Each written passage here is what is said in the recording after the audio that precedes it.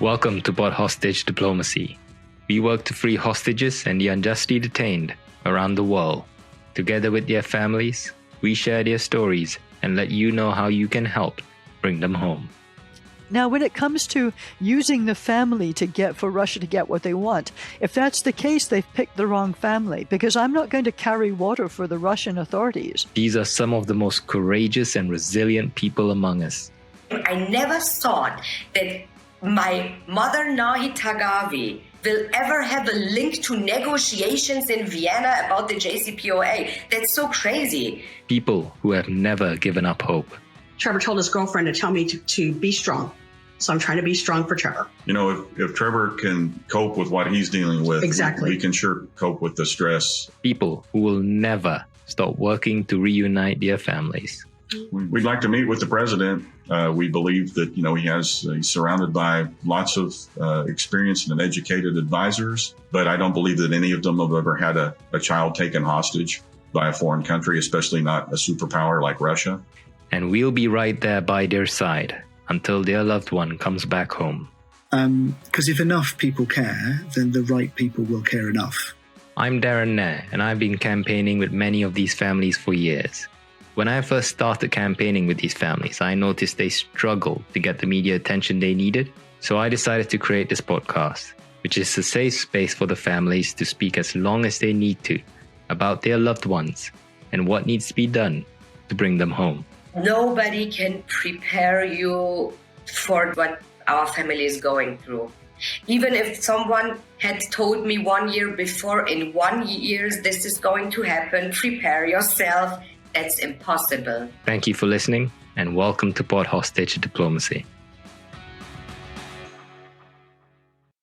German citizen and US resident Jamshid Shamad has lived in California with his family for over 17 years. In July 2020, Jamshid was kidnapped in Dubai by agents of Iran's Ministry of Intelligence and taken to Iran, where he is still being held today. His life is in imminent danger for the following reasons. Number one, he has been put through multiple sham trials, including one very recently, and he is currently at risk of being sentenced to death and being executed by the Iranian regime. Secondly, he suffers from diabetes, heart disease, and Parkinson's disease. The Iranian authorities are not giving Jamshid the medical care he needs. The EU Parliament adopted a resolution in July 2021 that urges Iran to immediately drop all charges against all arbitrarily detained EU nationals, including German national Jamshid Shamad. Amnesty International has stated he is being arbitrarily detained and has called for his immediate release. We had the honor of interviewing Jamshid's daughter Giselle Shamad in January last year. You can listen to this episode wherever you get your podcast or on our website, podhostagediplomacy.com. We always tell the families that we'll be campaigning by their side until their loved ones come back home, and we mean it. So we'll keep you up to date on their cases through breaking news pods and sit-rep pods like this one.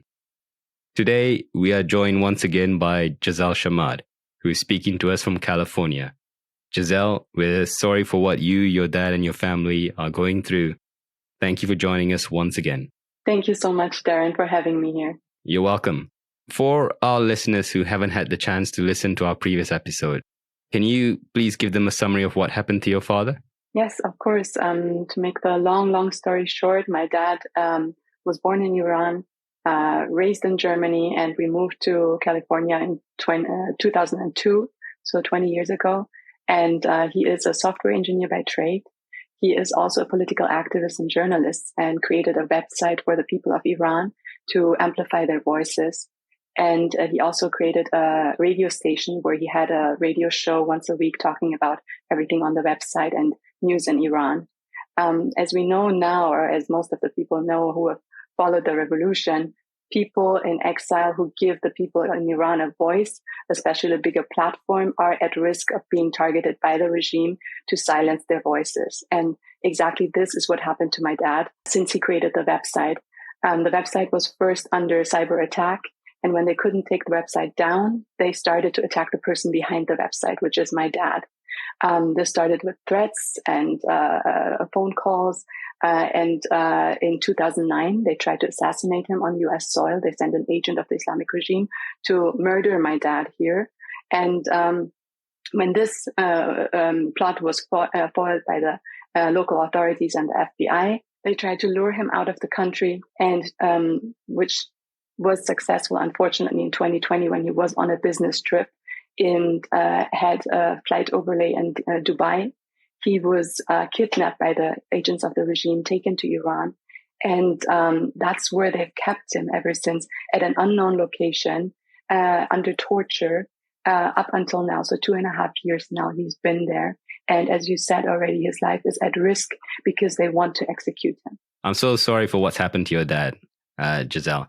Can you give us an idea of what's happened to him since we last spoke? Because if our listeners remember our previous episode, the monologue is very similar. You're pretty much in the same position. The only difference is your dad's more likely to be sentenced to death. So can you just give us an update on what's happened in the last 12 months? Yes, in February 2022, actually, his show trial started. That was at the same time as the JCPOA talks. When they became hot, they also started to put more pressure on dual nationals in Iran, including my dad. So in February, his first show trial started. And, these show trials, they show my dad's passport on a big projector in the courtroom, so-called courtroom. There are no real courtrooms, to put pressure on Western governments to say, hey, we have your citizen here. Be careful how you're acting with us. Be careful what you say when we want a deal with you. So he had 7 show trials in 2022, and they were rapidly going towards their goal of giving him the death sentence. In September, however, when the next trial was planned, all of us know the revolution happened because of the murder of Jina Mahsa Amini. And briefly, for the last for those 4 months, the rapidly progressing show trials stopped. But the moment the world became more aware and more engaged, especially countries like the US and Germany became changed politics and became, let's say, stronger towards the Islamic regime, they started to pick up the hostage cases again. They took more hostages, and my dad's case, which was on hold for that moment, became a big problem again. So they, in January this year, 2023, they announced that he's going to have his last show trial, that they will, because he's charged with corruption on earth, the charge that they're giving all of the people who are demonstrating right now too, they will give him the death sentence. And the trial happened on January 10th. It was behind closed doors. We could not see. We had no access. We did not know what exactly happened in that trial. But the regime lawyer, who is our only person or source of information from the regime, told us that within 10 days they will announce the death sentence. And that's what we've been waiting for right now. Every day we're watching the news, and we're hoping that there will not be a sentence. And so far it hasn't happened, but it doesn't mean that it will not happen. So this threat is right now there, that they will give my dad the death sentence. And the moment this happened, we have seen in other cases, the family is not informed because before the person is executed. That means the moment they give the death sentence, any moment your loved one can be murdered and you wouldn't even know. They tell you afterwards that it happens. So I'm hoping right now that this day will not come where he is given the death sentence. And that's what we're trying to do the last couple of weeks very strongly, being in the media and advocating for him and making sure that they will at least hesitate or don't do this step. So, Giselle, late last year, there was a fire in Evin prison, which is where many of the foreign nationals held hostage in Iran are currently being detained. Is your dad in Evin prison as well? That's one of the things that is a problem with the Islamic regime. They don't tell us anything about my dad. So for the last 2.5 years, nobody had access to my dad, not a single person. But they don't tell us if he's in Evin. They don't tell us if he's not in Evin. We don't get straight information out of them. His lawyers can't get access to him. The German consulate can't get access to him. The family can't see him. Nobody has seen him for 2.5 years. So when that massacre in Evin prison was announced, we didn't even know, because people were killed there. We didn't even know if he was one of them. And we had no way of communicating with him, because in the last year, they broke off pretty much all communication. My mom was the only one who was allowed to talk to him over the phone 2 times in 1 year. So that's how much they keep him in isolation. That's how much he's cut out from the world. And we have no way of seeing if he's alive, if he's okay. And after the fire in Evin prison, we talked to the authorities there and we asked them, can we get a sign that he is still alive? The only thing that we received from him was a voice message saying that he is still alive. So we assumed that he is still alive, but we have no way of checking it because they're keeping him away from other prisoners. They're keeping him in complete isolation. He has no access to daylight. He has no access to fresh air. As you mentioned, he doesn't get his medication. He has heart problems. He can barely walk. His teeth fell out. We don't know if that was a kind of torture where they knocked out his teeth, or if he is malnourished where his teeth have fallen out.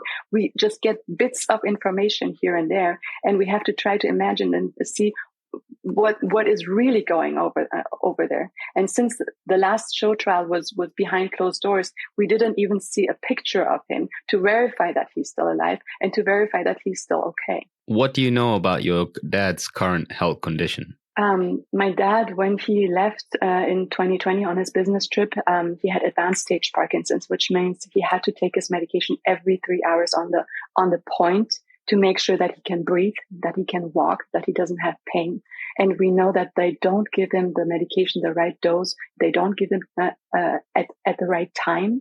And delay in medication for Parkinson's patients itself is a form of torture, because they get these body aches and they can't breathe, they can't walk. And as I said, his teeth have fallen out. He has lost 20 kilograms of weight during this time. He is in complete isolated place where he cannot tell if it's day or night. He has no access to human being. He has no access to information. The only people that are around him are the people that want to harm him, the people that interrogate him, the people that give him papers to sign for forced confessions. So that is the environment that we figured out my dad is in. And I can't even imagine being isolated for a week. We all had a sense of that during the pandemic when we were in our own homes. But imagining that you're isolated like this for, it's now more than 900 days that he's in complete isolation. That is a form of torture. And all of these tortures, mechanisms that they have right now, are leading to his bodily and physical and mental breakdown. No human being was meant to be alone so long. No human being can endure that for so long. And my dad is almost 68 now. So I don't know, even if he does not get the death sentence and is not executed, how long he can survive the conditions under which he's been held. The reason I asked that is because I remember in previous episodes, you mentioned that his teeth have all fallen out. So when you mentioned your mother was able to speak to your dad twice last year, when was the last time you got a health update on your dad? Was it towards the end of last year, or when was it?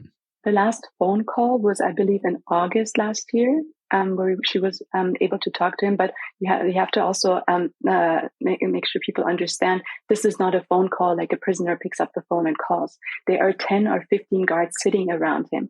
That he is not allowed to tell us the truth about his condition. So we have to read between the lines, listen to the energy in his voice, try to figure out what he's trying to tell us through codes. So his voice in the last phone call was very, very weak, and he showed all signs of PTSD that you get from prolonged isolation. He didn't know how long he was there. He couldn't tell what day it is and how long ago he spoke with us last. He didn't know how old my daughter was. He thought she was much older than she is right now. And he was confused. He couldn't find words in any language, not in German, not in English, not in Farsi. So you lose the ability to think clearly. He cannot say that, but through just talking to him, through these chit-chats that we're allowed, that is how we have to figure out what is really going on with him. Again, I'm sorry that your dad's going through this. Has your public campaign to free your father gained a lot more traction since we last spoke 1 year ago? It absolutely has. It was very, very hard for us to get to the public and tell my dad's case and say, get some attention to hostage cases, to kidnapping cases. I mean, my dad is not just a person who was arrested in a different country. He was kidnapped. This is a breaking of international law. All human rights have been taken from him. So we thought it would be so much easier to get these cases into the public, but it wasn't. But since last year, and especially since the last 4 months, since the revolution started, all eyes have been on Iran. And it is so much easier to, when the spotlight is on Iran, to talk about these cases and to get media attention. And it is also so much more safer for the prisoners over there when the spotlight is on Iran, because when everybody looks away, these things were still happening. This is nothing new that happened in the last 4 months. What we see in the streets of Iran, what we see in the show trials, what we see, how they're executing people, how they're arbitrarily retaining. The hostage diplomacy, as you know, has been going on for years. The Islamic regime terrorized its people for 4 decades. So all of this is nothing new to us. But now we have actually the stage. We have politicians that look. We have citizens that are engaged and are looking and are interested and are care about this. So it has gained a lot more media attention, which is great because that saves lives. Well, that's a positive, I guess, that at least the events in Iran are resulting in you getting a lot more media attention, and the same applies to all the other foreign nationals held hostage in Iran. Now, your father is a German citizen and a US resident. Has he and have you been getting the support you need from the German and US governments? I wish that was the case, but after 2.5 years of watching how my dad is slowly dying and nothing has been done to stop that, I can tell you that both governments have failed me. They have failed my dad. They have failed the prisoners there. They have failed our people in protecting them. I mean, the job of our governments is to protect us from outside forces, from terrorism, from arbitrary detention, from torture, from show trials, from injustice. And none of this has happened. The German government has told us several times over and over again that they know my dad is a German citizen. They will do everything in their power to save him. And these are great words. These are comforting words, which I believed and which I trusted. But looking back at the 2.5 years, what has changed? My dad is slowly dying in prison. And if he doesn't die in prison, he will be hanged and murdered by their corrupt judiciary system. So no, they have not done everything that is possible, because we know much more is possible. We know you can save hostages. We know that they have a power and different channels in which they can put pressure on the Islamic regime to protect their citizens. And that has not happened, neither from the US nor Germany. So what can the German government do better? What the German government has started right now is, I think, the right approach. You cannot be soft and have these diplomatic talks with terrorists. We saw this. This hasn't worked for us. More and more people are detained during this time, while they had this soft approach with the Islamic regime. Right now, during the revolution, so many more German and European citizens have been arrested in Iran. And we can see by that it doesn't get better. It will get worse. If you don't put a stop to that, it will get worse. And I'm not a policymaker, and I cannot say what exactly has to be done. But I can tell you that the right thing has not been done in the last 4 decades, because if these governments, our Western governments that say they are for democracy, really didn't want a terrorist regime in this world, I think they would have the combined power to take them down through their channels by whatever it is that they do in the background. Since that has not happened, since the regime became stronger and stronger, we can assume that they have been supported by our governments that are against terrorism. And they have been kept in power through negotiations, through whatever they're doing, through business deals, through all of these things, through JCPOA talks, through all of these wrong strategies. The Islamic regime has been kept in power continued to terrorize its own people, continued to terrorize our people outside of their borders, kidnap people, assassinate people. And all of this has been going on and on and on without them stopping. So what can they do better? A lot of things. What they're doing right now, for example, in Europe is naming them as they are. They're putting the IRCG on the terrorist list. This is one step. It's not enough, but it's one step in the right direction. They have to stop pretending that the Islamic regime is a sovereign state and has to be respected. The Islamic regime is like ISIS, is like Hamas. They're the biggest sponsor of terrorism in the world. And that's how you have to deal with them, and not like a sovereign state where you have to respect their borders, respect their policies, respect all of the human rights violations that are going on, because they call themselves a republic. They're not a republic. This is a foreign invasion in Iran, and we have to deal with it like that. So I'm assuming your father hasn't received any consular visits from the German embassy. No, unfortunately not. As I said, nobody has visited my dad, not his lawyers, not the German embassy, not the Swiss embassy. Nobody has access to him because the Islamic regime says we do not acknowledge dual citizenship, which it's funny because my dad is not even a dual citizen. He does not have Iranian citizenship anymore. He doesn't have an Iranian passport. He went to Germany when he was 7 years old. He lived there all his life. He has his citizenship there. When he was 50, he moved to the US. He's been living here for 20 years. And if it wasn't for an assassination attempt on him that ruined his visa status and everything, he would be a citizen of the US as well right now. His family were all citizens of the US. So if he is a dual national, he would be German and US national, not Iranian. But this is already the first problem that they just say, if you're born in Iran, you are forever an Iranian, and we can treat you like our own citizen, and we can kidnap you, and we can assassinate you, and we can do whatever we want with you. What can the US government do better? The US government has been annoyingly silent in my dad's case, and also since the revolution started. Under Levinson law, my dad is a U.S. national, and the State Department has the obligation to stand up, and we have a department for hostage affairs that deals with U.S. nationals and hostage cases, and my dad is a hostage case.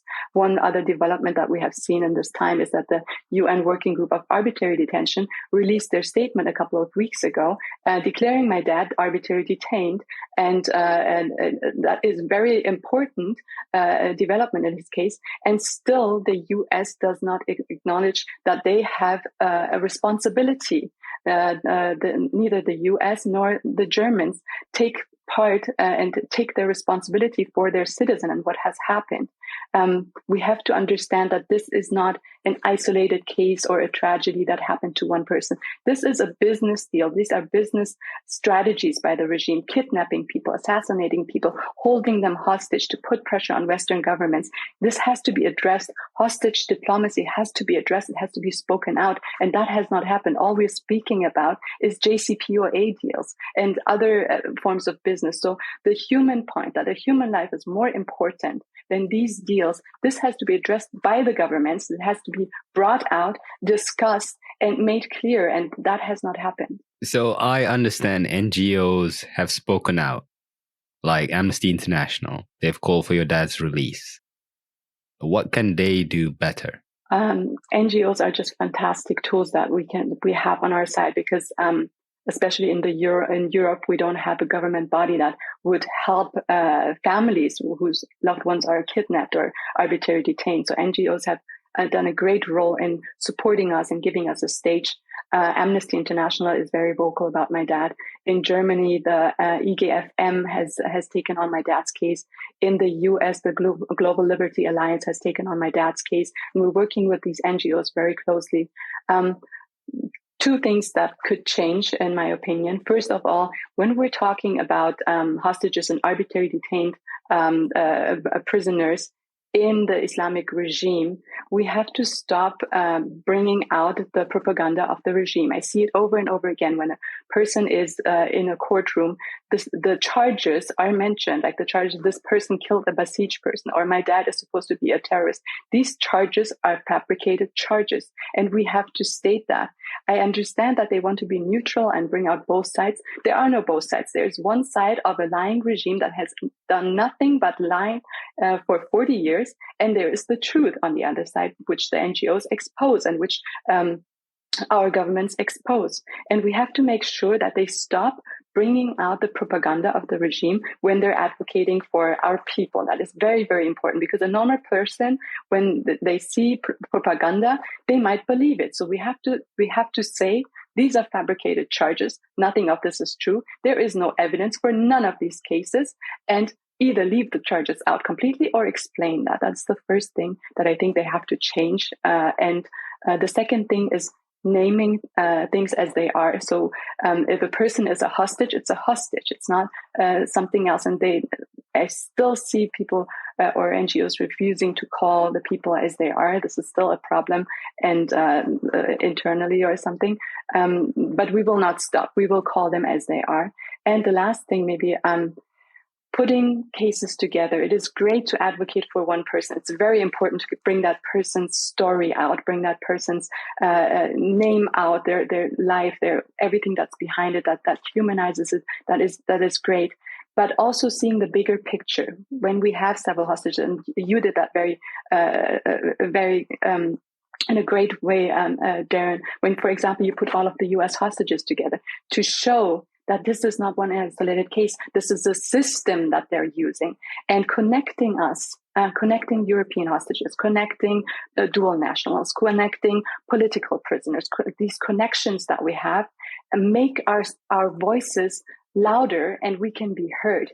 There are right now so many lawyers in Iran that are arbitrarily detained. We have lawyers outside. Why not connect them?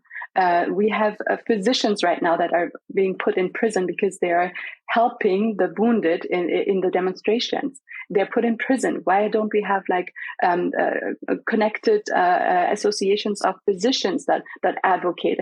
These connections are very, very important. We have environmentalist groups that are arbitrarily detained and held as hostages. We have dissidents like my dad, political activists, journalists like my dad who are detained. Why not get these groups together? Because the bigger groups we form, the louder we are. So that is another suggestion or a strategy that we can use through these NGOs to have louder voices, louder movements, and involve more people into this. So I take it not repeating Iranian state propaganda is something journalists and media outlets should do as well. How can they help?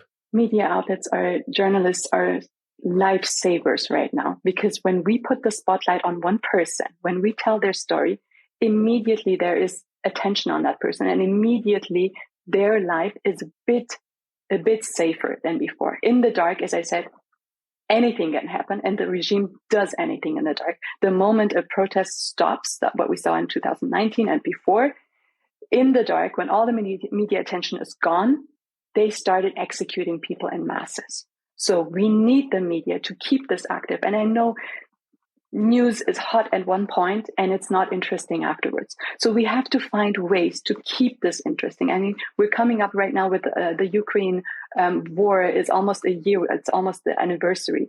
And even there, I see like the attention going away. These are important things that we see. The Islamic regime is supporting Russia and is actively killing people in the Ukraine. So we have to find creative ways to get this in the media and to push. I know so many journalists who wanted to talk about my dad's story, for example, and they couldn't because their outlet didn't allow them or said, we have too many stories on Iran. This is sad because these are very important cases. These are people whose life are at risk. And we have to find a way. We have to find a way. If we care about human beings, if we care about our rights, if we care about anything, feminism, the environment, whatever it is, you can find all of this in this Iran revolution. And we have to keep bringing this back until we are where we want to be, which is the freedom of the people of Iran. So Giselle, what can members of the public do to help bring your father home? Members of the public, just regular citizens like me, have the biggest power. And we don't see that. We think I'm just one person. What can I do? But together, when we all come together, we have a huge power. And when we are all loud, when we all care about something, the people who are in charge cannot ignore our voices. So every single person counts. Every single person that does a little thing counts.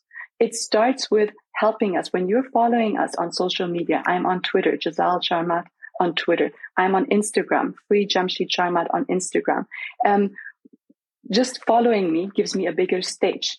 Liking a post brings that post up, brings the news up. Commenting brings it up. Sharing it shares the story. And you don't need a lot of followers to do that. You can just be one single person and do that.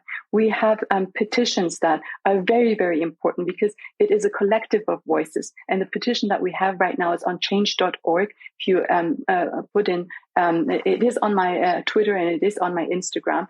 And on change.org, if you search Sharmat, there is one petition. We have almost 85,000 signatures on it right now. It is a letter to the German Foreign Minister, Annalena Baerbock, asking her to do something in my dad's case. And it is really just one click that you do and you're part of this. I have a link tree on my Instagram where the petition is, and where we also have two letters, one to President Biden and one to Annalena Baerbock and Olaf Scholz, the president of the Bundeskanzler of Germany.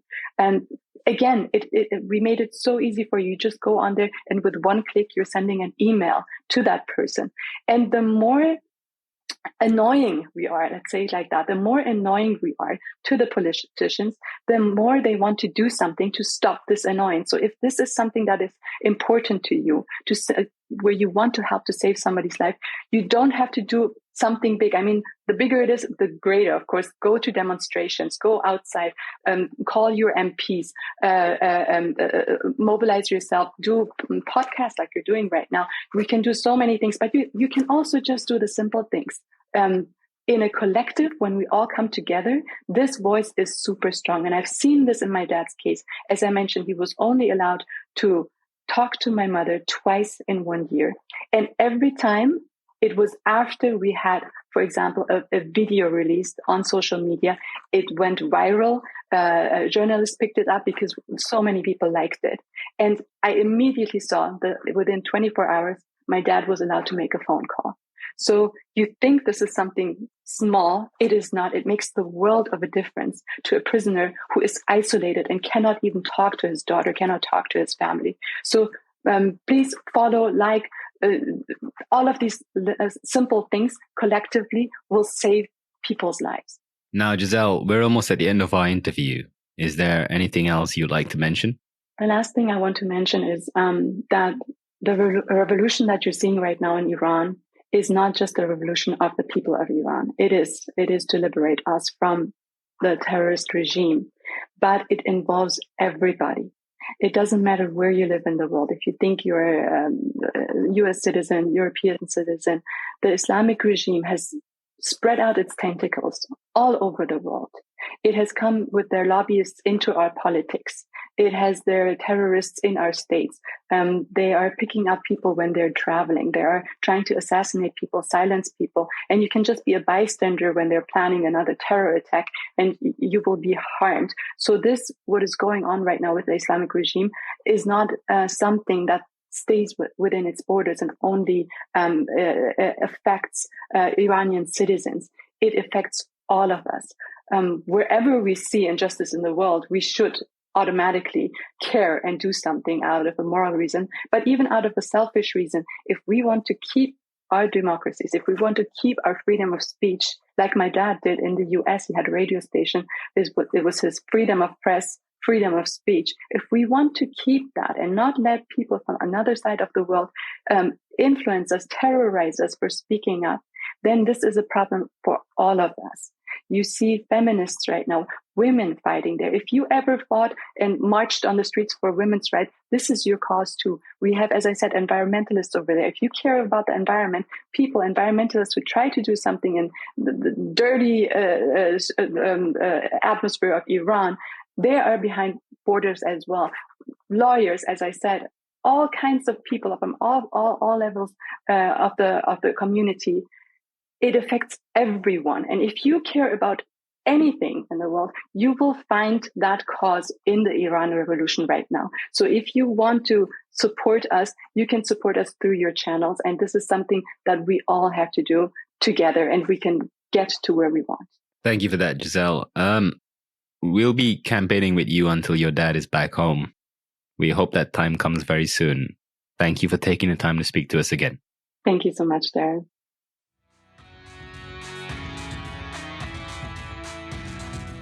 Thank you for listening to Pod Hostage Diplomacy.